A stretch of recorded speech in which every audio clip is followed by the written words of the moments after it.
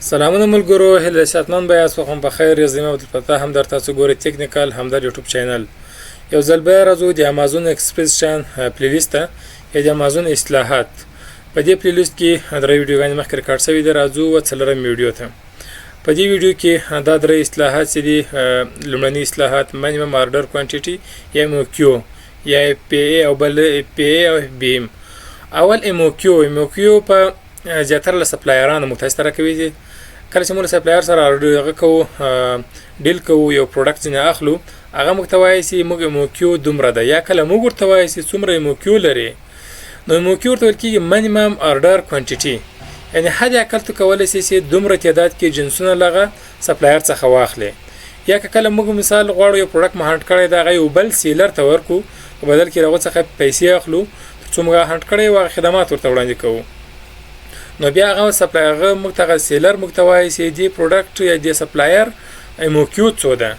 نو MOQ تاسې ګیج نشئ په دې اصطلاح کې. MOQ منیمم آرډر کوانټیټي ته ویل کېږي چې حد اقل څو جنس ورته اخیستی سي، یا دا سپلایر حد اقل څو جنس خرڅوي. نو دا سوله MOQ. بل BA ده، BA فولفیلمنټ بای امازون، یعنې هغه جنس و مشتری ته رسول د امازون په واسطه سرته رسیږي، یا هغه کسټمر ته کوم خدمات چې دي د امازون په واسطه باندې کېږي دا کارونه. دې ته ویل کېږي BA. یعنې کله چې تا یو جنس د امازون ویرهاوس ته ورسول، له هغه وروسته نو ټول مسؤلیتونه او کار دی امازون په غاړه باندې دي. که هغه د جنس خرڅول دي، که هغه د جنس او امازون د مشتری ته رسول دي، که هغه مشتری ته خدمات دي چې مشتری سره مثال معلومات ورکول دي، یا کوم غوښتنه کوي، کوم معلومات یې غوښتي دغه جنس اړوند هغه امازون ورته ورکوي. کسټمر سپورټ ته دا د امازون په واسطه باندې سرته رسیږي، یا پیمنټ مسله د امازون په واسطه کېږي. ټولو کاروي بیا په PA بزنس ماډل کې ته خلاص یې، دې ته BA ویل کېږي. او بل فولفیلمنټ بای مرچنټ ته دا بیا ټول کارونه خدمات دي خپل هغه د خرڅونکي د سیلر په واسطه باندې کېږي. دې کې ویرهاوس ته هغه ویرهاوس به یې تا خپلي سرچر دا جنس ږدي. فقط تا کارت چې د امازون کارت چې د امازون مسؤلیت ته چې د امازون له ویب سایټ ته استفاده کوي.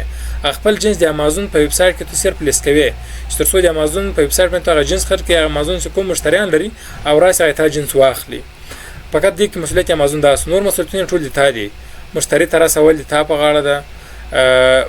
مشتری ته رسول، ګودام کې ذخیره کول، کسټمر سپورټ چې مثال څو وخت دا جنس لګي ودی لګل کوي ونه لګل، کوم معلومات چې جنس اړوند غوښتي، دا ټول کسټمر سپورټ بیا چا په غاړه ده؟ خپل دي سیلر په غاړه ده، یا هغه بزنسمن په غاړه ده چې په امازون کې بزنس کوي. بل راځو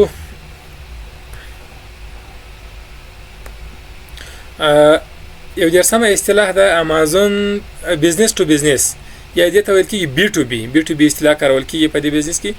بزنس ټو بزنس، یوه کمپنۍ راځي له بلې کمپنۍ څخه جنسونه اخلي، دې ته ویل کېږي B2B یا بزنس ټو بزنس. اوس موږ یوه کمپنۍ لرو په امریکا کې، غواړو چې له بلې کمپنۍ څخه په عمده کې جنس واخلو تر څو بیا هغه وروسته په امازون کې خرڅوو یا په یو بل پلیټفارم باندې خرڅوو.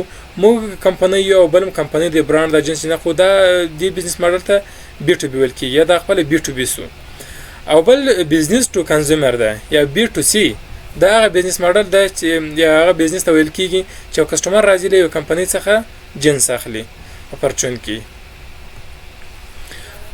بل دغه اصطلاح چې ده مهمه اصطلاح ده ورسره بلد سئ، ټریډ مارک، ریونیو او انویسټ.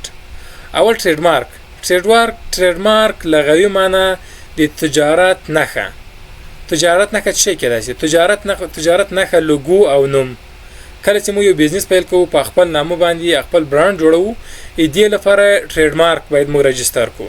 ټریډ مارک کې نوم ده او لوګو ده. کله چې موږ په خپل نوم او لوګو باندې یو ټریډ مارک رجستر کړو، بیا هیڅوک نشي کولای چې موږ اجازه پرته په هغه نامه په هغه لوګو باندې یو جنس جوړ کړي او یو جنس خرڅ کړي.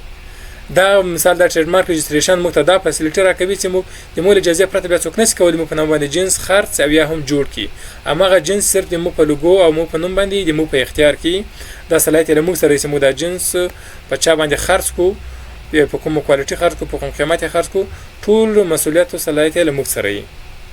نو ټریډ مارک هغه د رجستر کولو یا د بزنس نښې ته ویل کېږي. بزنس نښه لوګو او نوم کېدای شي. او دی بل ریونیو ده. ریونیو عایداتو ته ویل کېږي په لغوي معنی کې.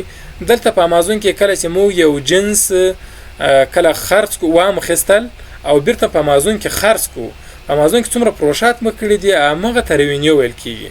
مثال دی $500 مو جنس اخیسته په امازون کې مخرج کو بیرته چې کوم پیسې مو تراله $1000 رالو او $100 $800 رالو بیرته $400 رالو دې ته ریونیو ویل کیږي. نو ریونیو په عموم کې هغه کوم پروشات چې په امازون کې کړي بیرته پیسې مو اکاونټ راغلي دې ته ریونیو ویل کیږي. دې ته یو هغه ګټه یو سوچا ګټه هغه نه ریونیو هغه عموم کې عاید ته ویل کیږي. بل انویسټ سرمایه ته ویل کیږي یا سرمایه گذاري کول ته ویل کیږي. مو په امازون کې څومره سرمایه گذاري کوو، څو انویسټمنټ کوو.